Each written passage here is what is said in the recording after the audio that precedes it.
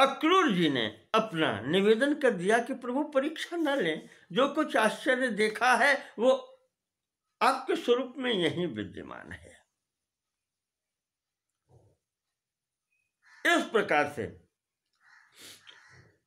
अक्रूर जी ने रथ आगे बढ़ाया। रथ बढ़ा करके मथुरा नगरी के किनारे पर पहुंचते हैं और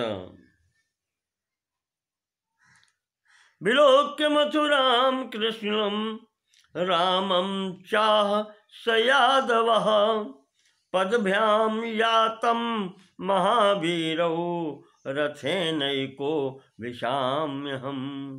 अक्रूर जी ने कहा कि बेटा अब तुम दोनों पैदल आओ यहां से, और मैं जा रहा हूं, मैं अकेला जाऊंगा अंतर्गत।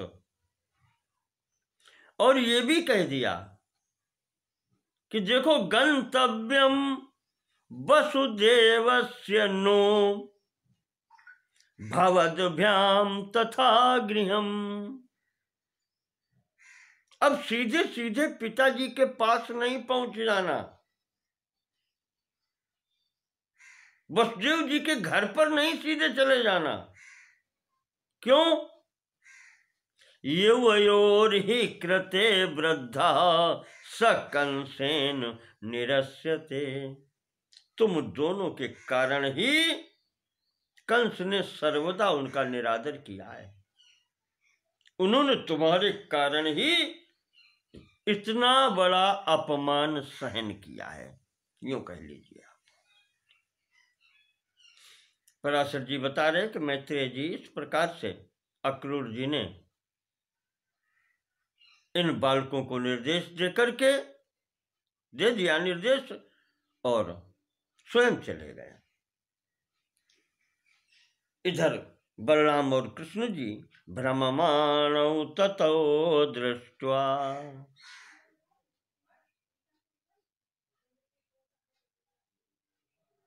ये बिल्कुल आराम से टहलते हुए जा रहे हैं।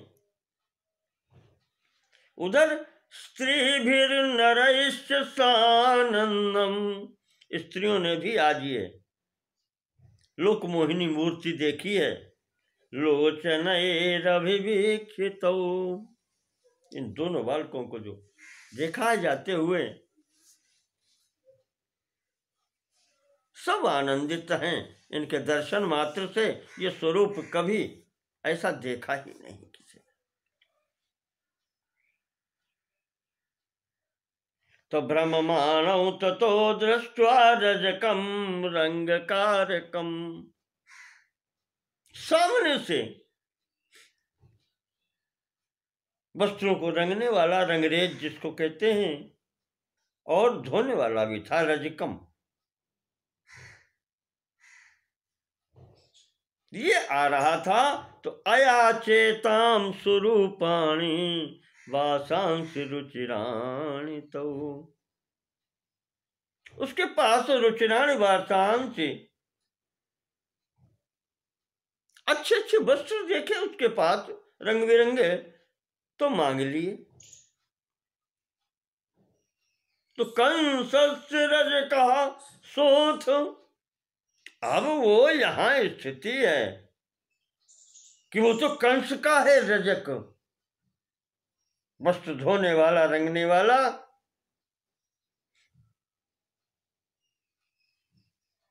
प्रसादारूढ़ विस्मय,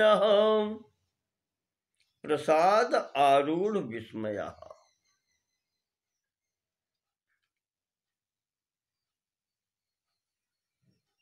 प्रसाद आरूढ़, राजा उससे प्रसन्न होता था, इसलिए वो घमंडी था।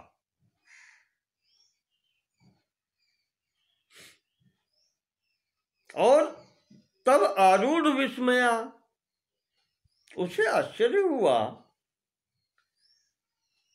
कि ये बालक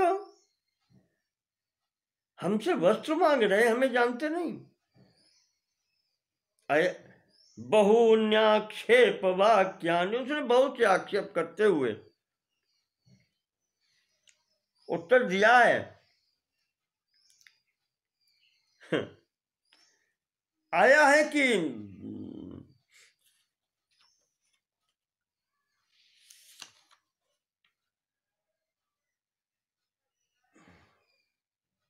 उसने कहा है कि तुम मुझे जानते नहीं हो।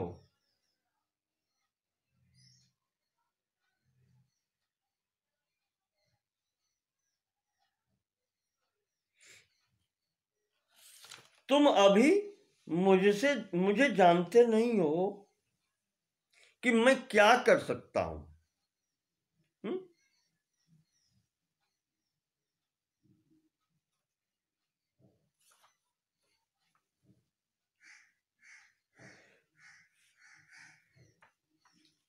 वहां यह आया है कि वो कहता है कि लुटवा लेंगे, मार डालेंगे, तो मेरा क्या कर लोगे।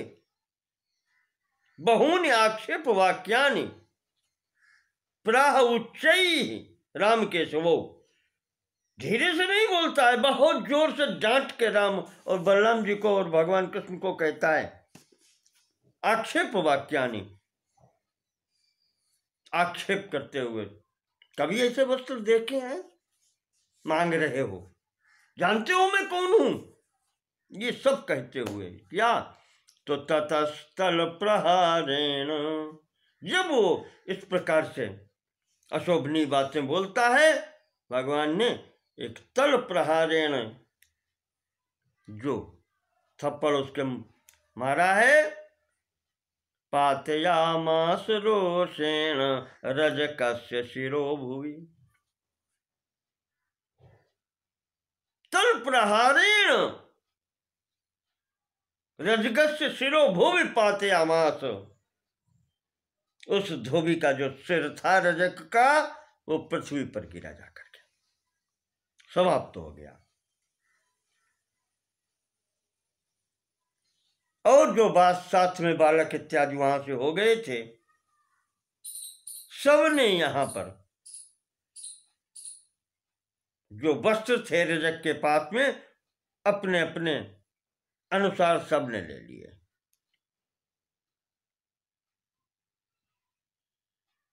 यहां विष्णु पुराण में आता है कि दो ही भाई हैं, यहां और कोई साथ नहीं है। तो दोनों ने अपने अपने अनुसार नील और पीत वर्ण के वस्त्र उसमें से ले लिए और लेकर के यहां से माली के यहां पहुंचे। कृष्ण राम मुदा युक्त मालाकार गृहम गतौ। मालाकार के घर में पहुंचते हैं, माली के यहां। वो देखता है दोनों बच्चों को, विचार करता है किसके पुत्र हैं, कौन हैं, कहां से आए हैं। नील और पीत वस्त्रों में देख करके, दोनों बालकों की सुंदरता को देख करके उसको ये लगा जैसे कोई देवता मेरे समक्ष खड़े हैं।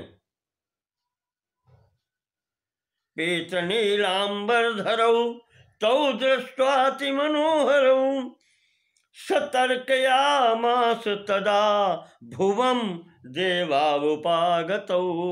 वो लगता है कि पृथ्वी पर देवता आ गए। इस प्रकार से भुवम विष्टभ्य हस्ताभ्याम पस्पर्श शिरसा महीम। चरण स्पर्श करने की भी क्षमता न रही, जहां था वहीं पृथ्वी पर सिर रख करके वो प्रणाम करता है। भगवान ने उससे पुष्प मांगे हैं, फूल मांगे हैं।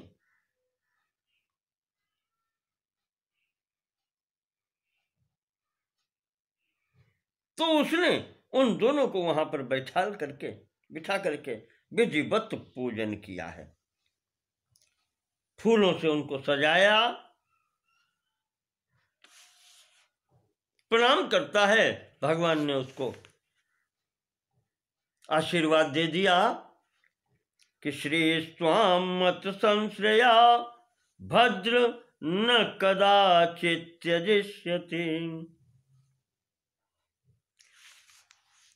ये जो मेरे आश्रित रहने वाली जो मेरी लक्ष्मी है वो तुम्हारा त्याग कभी नहीं करेगी मालाकार। तुम सर्वदा श्रीमंत रहोगे, श्रीमान रहोगे। बलहानिर्नते सौम्य, तेरे बल में धन में कभी भी हानि नहीं होगी। और ये भी कहा है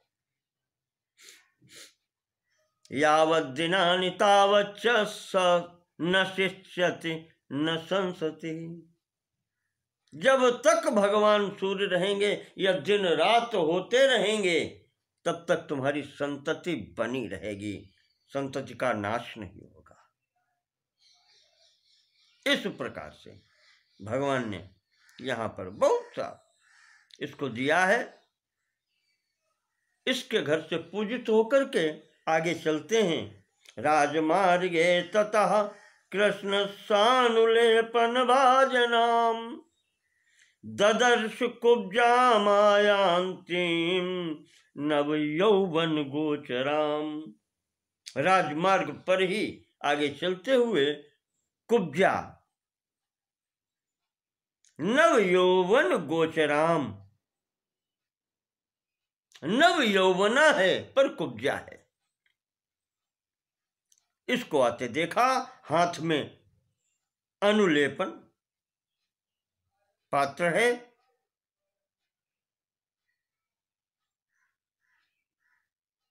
भगवान ने उसको देखा और पूछते हैं तामाह ललितम कृष्ण कस्येदम अनुलेपनम। ये अनुलेपन ये किसके लिए है? अंगराग किसके लिए है? भवत्या नीयते सत्यम वदेन्दीवरलोचने। इंदीवरलोचने, कमल लोचने, कमल जैसे नेत्रों वाली सुंदरी, ये किसके लिए है? वद सत्यम, सत्य सत्य बताओ।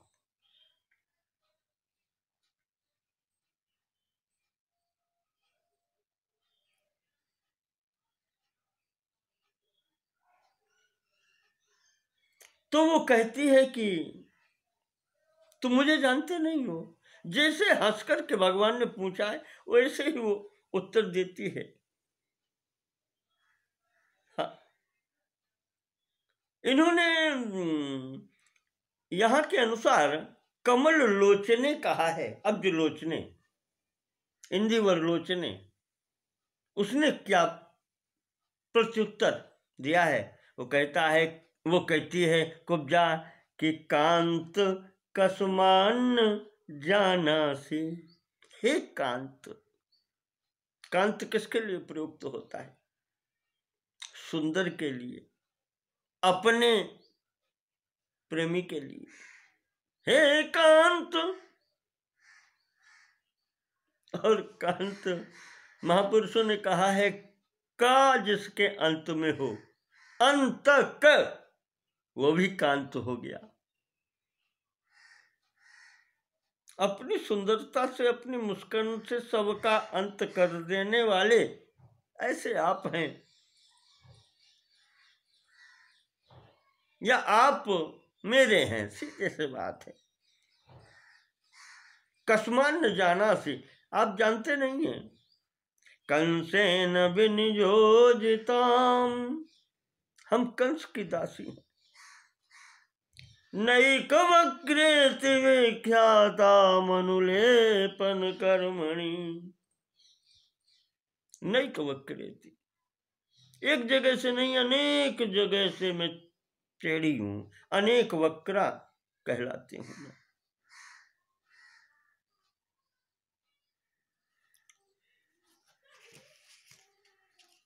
वहां जो आया है कि कुब्जा से जो पूछा है तो वो कहती है कि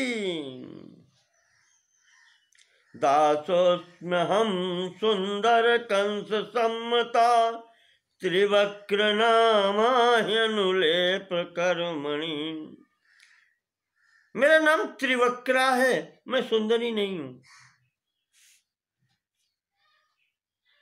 अनुलेप कर्मणि, राजा ने मुझे नियुक्त किया है, मेरा बनाया हुआ अनुलेपन ही वो पसंद करते हैं। भवाम्यहमतीवास्य प्रसाद धन भाजनम, वो हमसे बहुत प्रसन्न रहते हैं।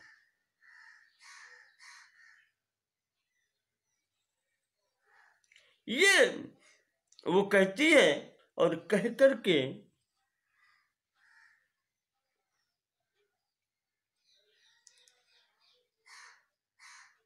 श्रुत्वा अनुलेपनम च प्रददौ गात्र योग्यमथो भयो। उसने, त्रिवक्रा ने, कुब्जा ने दोनों भाइयों के योग्य जो अनुलेपन है, जो चंदन है, वो भाल पर लगा दिया। भक्ति छेदानुलिप्तांगौ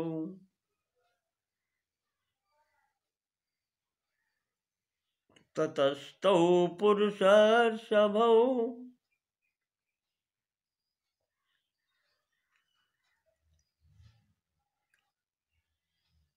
उन दोनों के मस्तक पर जैसे अनुलेपन लगाया गया है,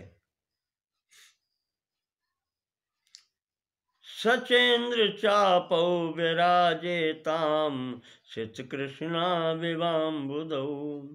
बिल्कुल ऐसा लग रहा था जैसे श्याम और श्वेत, भगवान के वर्ण जो हैं, भगवान पक्के रंग के हैं, काला वर्ण, दो ही वर्ण होते हैं, काला गोरा। नील वर्ण कह देते हैं, नीला वर्ण कोई ऐसा नहीं होता, नील वर्ण वही पक्का रंग, और सुंदरता भी उसी रंग में होती है। अत्यधिक गौर वर्ण में सुंदरता भी नहीं होती। तो श्याम और गौर वर्ण एक साथ में बिल्कुल सुंदर दिखलाई पड़ रहे हैं। इस प्रकार से सुशोभित हुए आगे चलने लगे। तो अब ये पहले कह दिया है कि नव यौवन गोचराम कुब्जाम, कुब्जा अवश्य है पर नव यौवना है और सुंदर भी है। शरीर कुब्ज है पर सुंदरी है।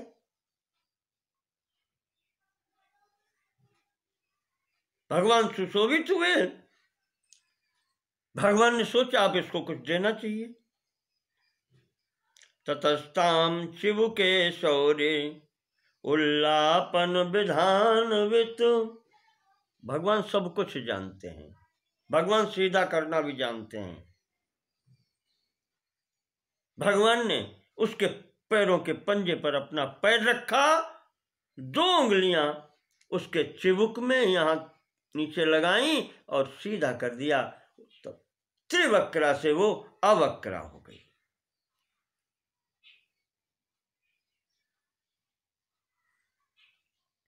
चकर्ष पदभ्याम चित्तदा ऋजित्वम केशवो नयत। पैर को पैर से दबा लिया था, ऊपर से दो अंगुल जो लगाए तो ऋजित्वम अनयत केशव, भगवान ने सीधा कर दिया उसको। ये जो देखा है, भगवान चलने लगे तो उसने विलास ललितम प्राह। आज प्रथम व्यक्तित्व ये प्राप्त हुआ है। तो प्रेम गर्भ भरालसम, प्रेम भरे हृदय से उस कुब्जा ने भगवान का वस्त्रे प्रगृह्य गोविंदम मम गेहम ब्रजेति वै, कहा प्रभु अब मेरे घर चलो। निर्लज्ज होकर के उसने पकड़ लिया भगवान का वस्त्र, कहा प्रभु घर चलो। सब देख के हंसने लगे। भगवान कहते हैं आयास्य भवती गेहम, चिंता मत करो, तुम्हारे घर भी आएंगे, अवश्य आएंगे, पर आज नहीं। इस प्रकार से जब कहा तो उसने वस्त्र छोड़ दिया। यहां से जाकर के जहां पर धनुष रखा था वहां पहुंचते हैं।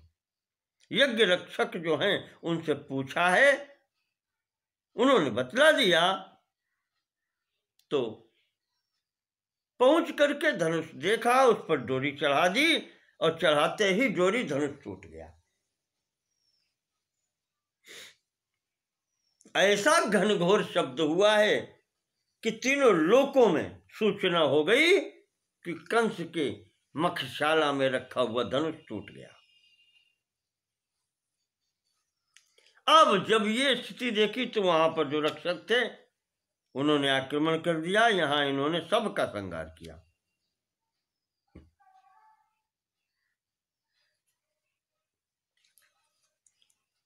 इधर कंस को सूचना हो गई। ये धनुष कंस को दिया था भगवान परशुराम ने। ये युद्ध की भिक्षा मांगने वहां पहुंच गया कि महाराज कोई लड़ने वाला नहीं है, तो उन्होंने युद्ध दे दिया। कहा जो इसको चढ़ा देगा उसके साथ तुम्हारा युद्ध होगा और वही तुम्हारा संहार करेगा। ये धनुष यहां रखा था, आज ये धनुष टूट गया। उस भगवत वाणी की भी, परशुराम जी की वाणी सही सिद्ध होने जा रही है। अब कंस अक्रूर जी के आने का समाचार मिला, ये धनुष टूटने का समाचार मिला, तो अपने पहलवानों को इनको बुला करके कहता है कि वो दोनों आ गए हैं। गोपाल दारकौ प्राप्त, वो गोपाल दारकौ, वो ग्वाल वालों के यहाँ रहने वाले दोनों बालक यहाँ आ गए हैं। इनको किसी प्रकार से छोड़ना नहीं है, मल्ल युद्ध में इनके प्राण हरण करना है। वो बहुत लालच देता है कि अगर तुम ये करोगे तुम्हें बहुत कुछ मिलेगा। इसी प्रकार से महावत को बुला करके भी आज्ञा देता है कि कल इनको घर यहां घुसने नहीं देना, दरवाजे पर ही समाप्त करना है। ये सब कह करके कल होने की प्रतीक्षा करता है कंस। और प्रातःकाल होने पर सब नागरिक मथुरा के भी आते हैं और अन्य जो गोकुल से लोग लेकर के आए थे वो सब भी यहाँ पर आते हैं। यथानुरूप सबको बिठाया जाता है और रंगभूमि के जहाँ पर अखाड़ा बना है, कुश्ती होनी है, वहाँ पर भी परीक्षक इत्यादि ये सब बैठा ले जाते हैं, जिनको कहते हैं रेफरी। कौन संचालन करेगा ये सब वहाँ पर बैठा ले जाते हैं। स्त्रियों के बैठने के स्थान है और सबके प्रश्न, नंद गोप ये सब जहाँ बैठेंगे वो सब बिठाए गए। वहीं पास में ही अक्रूर वसुदेव जी, ये सब देवकी जी भी आती हैं और अंत में सोच करके ये आती हैं कि अब जो भी होगा यहाँ पर परिणाम, चलो एक बार पुत्र का मुख देखने को मिल जाएगा। ये सोच करके वहां पहुंची। दोनों बालक आते हैं। द्वार पर कुवलिया पेड़ हाथी और महावत से भेंट होती है। हटाने को उनको कहते हैं पर वो नहीं हटाता और हाथी इनकी ओर बढ़ा देता है। तो दोनों भाइयों ने मिल करके यहाँ पर कुवलिया पेड़ हाथी और महावत का संहार किया। दांतों को उखाड़ करके कंधे पर रखे हुए यज्ञ मंडप में प्रवेश करते हैं अखाड़े में और वहां जाकर के इन समस्त पहलवानों को मारते हैं। कुश्ती होती है। मैं संक्षेप से आपको बतलाता हूं। यहां पर सब देख करके इन बालकों को प्रसन्न होते हैं और अपने अपने तरीके से अपनी अपनी इच्छा के अनुरूप सब दर्शन करते हैं।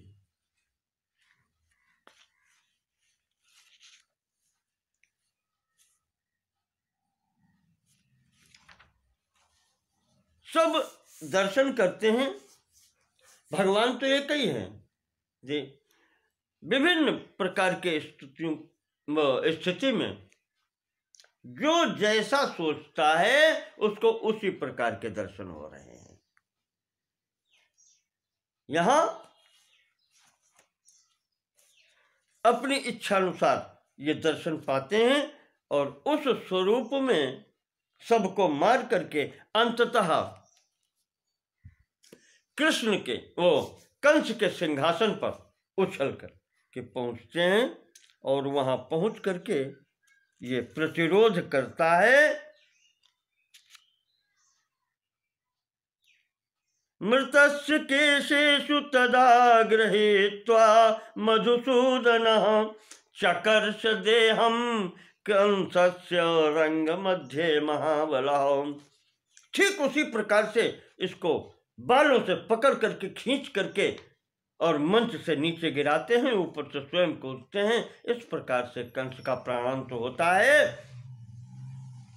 जो भी इसके यहाँ पर सहायक भाई इत्यादि आते हैं, ये सब का संहार दोनों भाई मिलकर के आज यहाँ कर देते हैं। अंततः जब ये संहार हो जाता है तो अब माता पिता को प्रणाम कर रहे हैं।